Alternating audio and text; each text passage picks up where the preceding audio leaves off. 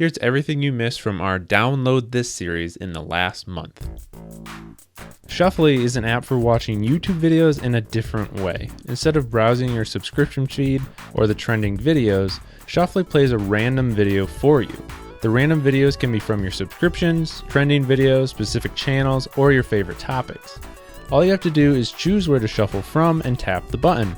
You can even sign in with your Google account to get more personalized random videos. Some Android apps are notorious for killing battery life and being resource heavy. Using Chrome instead of native apps is a pretty good solution, but Hermit takes the idea to the next level. Hermit allows you to create custom, lightweight apps for any web address. You can customize how the app looks, block ads, limit tracking, and still get notifications. It's a great way to visit your favorite apps without bloated apps or filling your browser with tabs. Divide is a new take on daily journals. Instead of writing down what you did at the end of the day, Divide allows you to divide it into bite-sized entries. Simply take a second to add the accomplishment and get on with your day.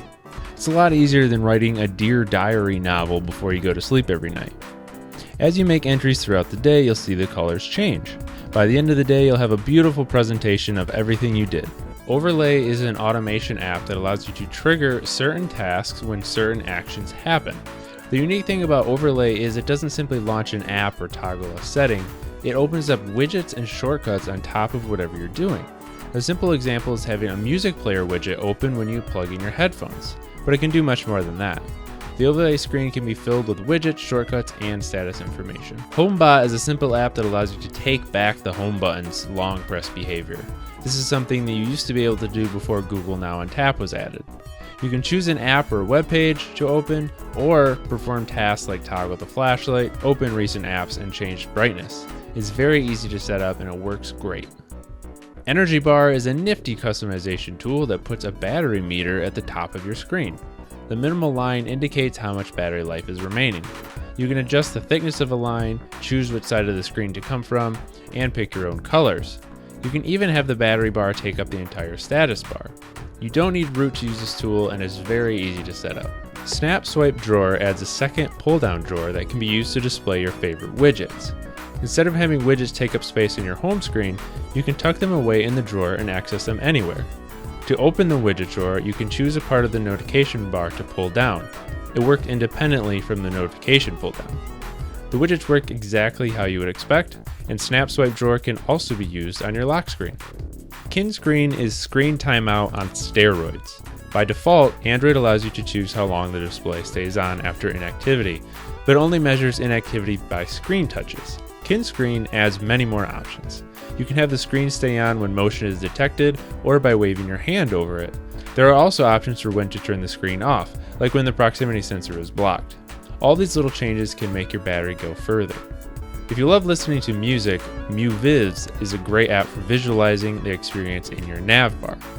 MUVIZ displays an audio visualizer in your nav bar at the bottom of your screen whenever you listen to music or watch a video.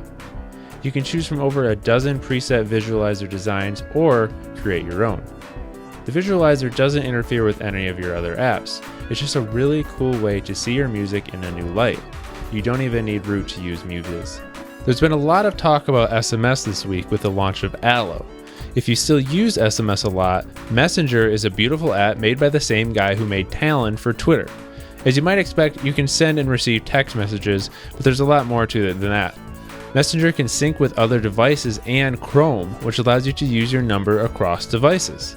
There are many themes and options to choose from, plus the app is completely free. Podcast Player is a generically named app for Player.fm. With this app, you can get access to Player FM's vast library of audio and video podcasts.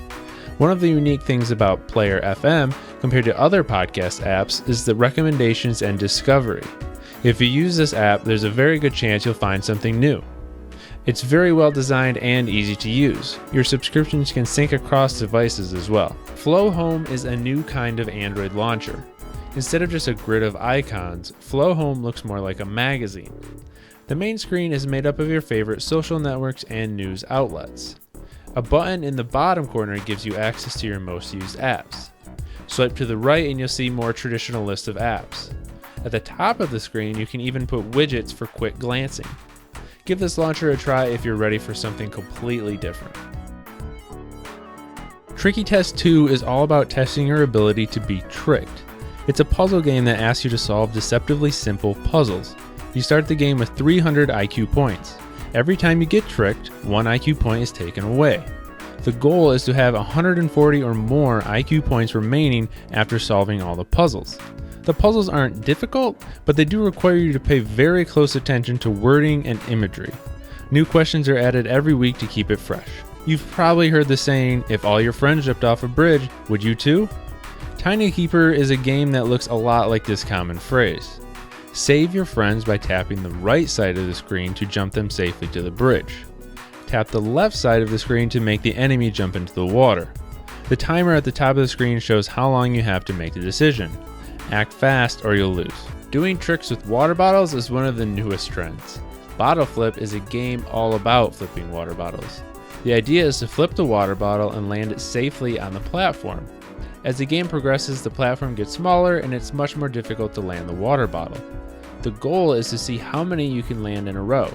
It's a very simple and minimally designed game, but that's what makes it addictive. Bit Blocks is a rare puzzle game that has a competitive aspect to it. You play on the opposite side of the screen against a friend or the computer. To play the game, you drag colored blocks around to create bigger blocks. Once you have a block that is at least 2 by 2, you can send it to the other side of the screen. Every time you do, the red line moves closer to the side. The goal is to get the line all the way to the other side to win. It's frantic and very fun, especially when playing 2-player mode. Outfolded is a game all about unfolding boxes. The trick of the game is to unfold the boxes so they reach the goal. You have to unfold the boxes in the correct direction in order to end up at the right spot on your last fold. Some levels require more than one box, and the boxes come in different sizes. You don't have to land perfectly on the goal at the end, but if you're not careful, you'll run out of folds. You have unlimited use of the undo button so you can get it right.